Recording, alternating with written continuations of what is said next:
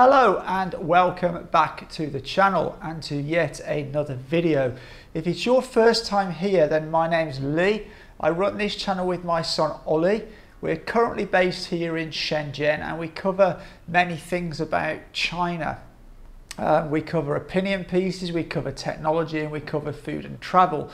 Although very shortly we're going to be taking the channel international. If you're a follower of the channel, you know that we're going to take a short spell in the UK to see our families, and after that we're going to travel to some other countries, including a lot of countries in Southeast Asia. And one of the ideas we've had is to visit all the Chinatowns in those Southeast Asian countries.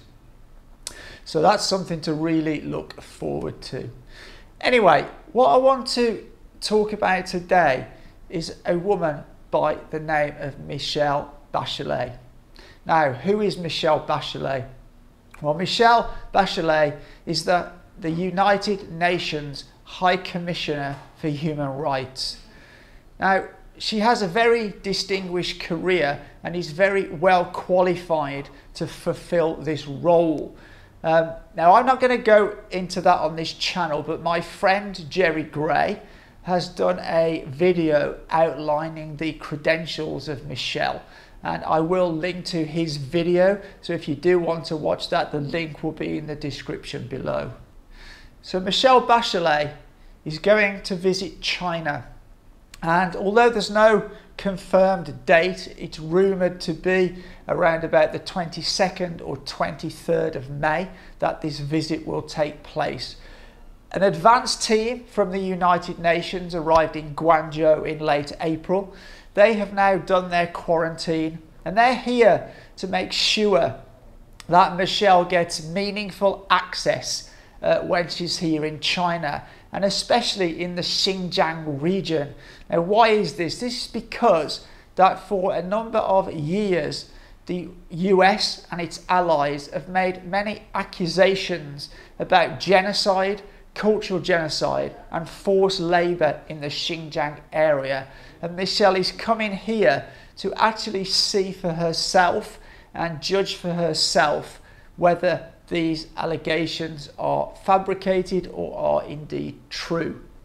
Now, later in the video I'm going to give you my opinion and thoughts on what I think will happen during and possibly after this visit has taken place.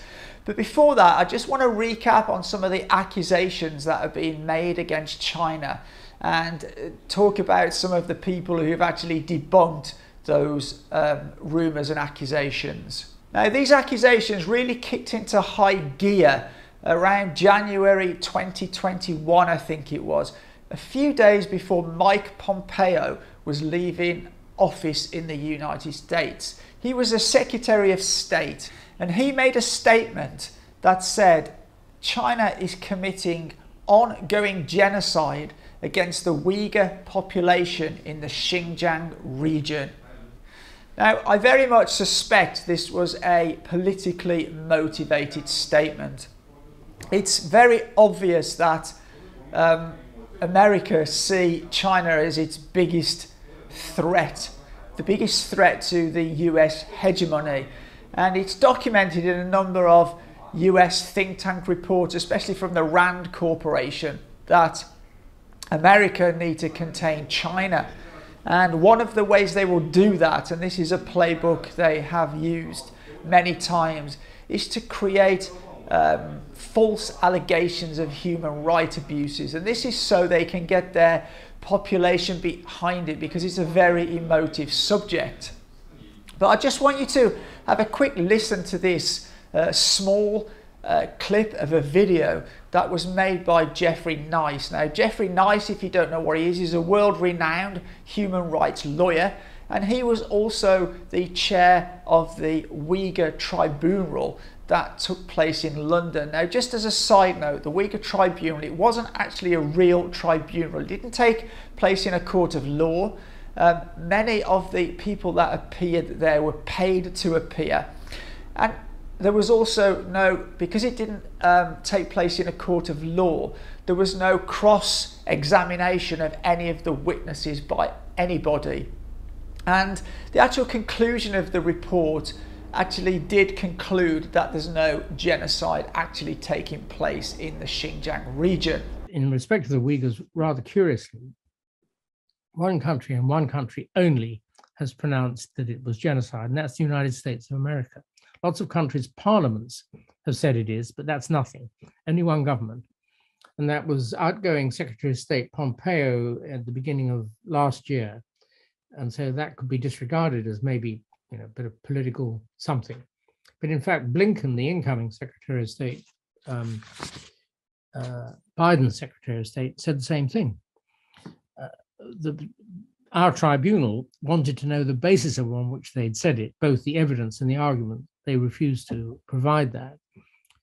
They just simply said it. And they've done nothing connected to the Genocide Convention, to which they are committed, to show that they're going to act in pursuit of their own statement. Very curious. Dodgy world. Can't rely really on too many things, can you?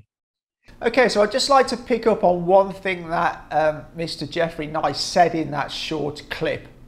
It's that no country's government, apart from that of the USA, has said there is a genocide going on in China. And that's very interesting, because if you read Western media, they will have you believe that many countries have said there's a genocide going on in China, but that is strictly not true, and Mr. Nice actually clarifies that fact in his clip. And furthermore, a couple of months after Mike Pompeo made this statement, lawyers at the US State Department made a statement saying that there is insufficient evidence to prove genocide is taking place in Xinjiang, China. And failing to come up with any evidence supporting actual genocide, they move the narrative to cultural genocide against the Uyghur population in Xinjiang. And this was cemented by a report that was produced by ASPI, the Australian Strategic Policy Institute. Now, just as a note, this organisation is funded by Western governments predominantly, and also the arms manufacturers, the military industrial complex in the USA. So obviously no conflict of interest there.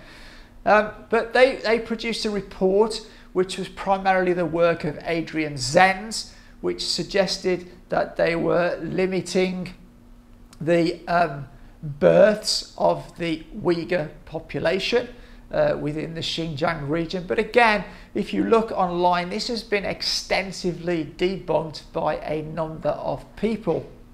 Now, there are many accusations about cultural genocide in the Xinjiang region, including that they're trying to get rid of the Uyghur language, they're trying to get rid of the Uyghur Muslim population, they're stopping teaching the language in schools, they're trying to get rid of the Uyghur culture altogether. Now, I would like to direct you to a friend of mine's channel. The guy is named Daniel Dumbrill. Many probably already heard of him. I will leave a link in his channel below. But Daniel has done extensive work. He's visited Xinjiang a number of times, and I would add, all these visits he has done on his own accord. They haven't been part of government or media tours there like some YouTubers or vloggers. They've all been done under his own steam, paid for by himself. And he's done extensive research and made a number of videos. He spoke to locals there. He's even spoke to somebody who was in one of the re-education centres. He spoke to imams in mosques. So he really has a lot of knowledge about the situation. So I'll leave the link to his channel down in the description. You can go and have a look at the videos and content Daniel has made. And above and beyond that, he's also made content showing how the Western media are very, very biased in their narrative, and how he was taken completely out of context to fit the narrative of a certain Canadian broadcaster. So it's well worth going and checking out Daniel's channel. And the third narrative that's being pushed by the US and its Western allies is that of forced labour. Now, late last year, the US passed a bill in Congress, which was the Forced Uyghur Labour Prevention Act. That may not be the exact name. I did make a video about that, which I will link up here or up here, whichever side it is. But it basically stated that if any company or importer in the US wanted to buy things from the Xinjiang region of China, they had to prove that there is no forced labour in that supply chain. Now, that is just completely turning the innocent until proven guilty on its head. You know, how can you possibly prove there is no forced labour? Surely the onus should be on that you have to prove that there is forced labour, not that there isn't forced labour. Anyway, this is a narrative that has been pushed by the USA, and I personally believe that is nothing to do with forced labour. It's just targeted industries that the America want to be more competitive in. Anyway, there has been this was pushed by a report that was again produced by ASPI, and very interestingly, a young woman by the name of Jack James. Now, okay, let me tell you who Jack James is. Jack became interested in the pernicious techniques used by Western propagandists after she moved to China, and found that nearly everything she was told about China by Australian journalists did not match what she saw on the ground. Over the following years, she started to uncover the multiple lies she was fed by Western propagandists. She holds a Bachelor of Laws with honours from James Cook University, a Master of Public Policy from Australian National University, a Master of Education from the University of Southern Queensland, and is currently enrolled in a Master of Laws, specialising in international law at the Australian National University. So Jack has so far produced 2 papers. The first one takes to task and actually rips apart the ASPI report about forced labour. And her second paper takes to task the organisations Human Rights Watch and Amnesty International. Now, I strongly urge you, if you want to know the truth and you want to see somebody who's covered these subjects in depth and completely debunked the accusations of these organisations, I strongly suggest you go and read Jack's papers. They are quite an in-depth read, but they are very, very enlightening and actually shred the claims that these organisations are making. Now, at the start of the video, I said I would give you my thoughts and opinion into what I think is going to happen. Now, what's going to happen is Michelle Bachelet will arrive here. She will spend some time, probably first, I guess, in Beijing, meeting some of the higher level leaders here. Then she will go on to Xinjiang. And while in Xinjiang, she will meet many people. She will visit and speak to locals. She will visit and speak to religious leaders, to people who were in the re-education camps. She will speak to young Uyghurs. She will speak to old Uyghurs. She will observe how the communities are there. However, I think what will happen, and we're already seeing this with the Western media and some of these organisations like Human Rights Watch, and we will see them already start to discredit Michelle's visit. They will either try to say the United Nations is being coerced or bought by China.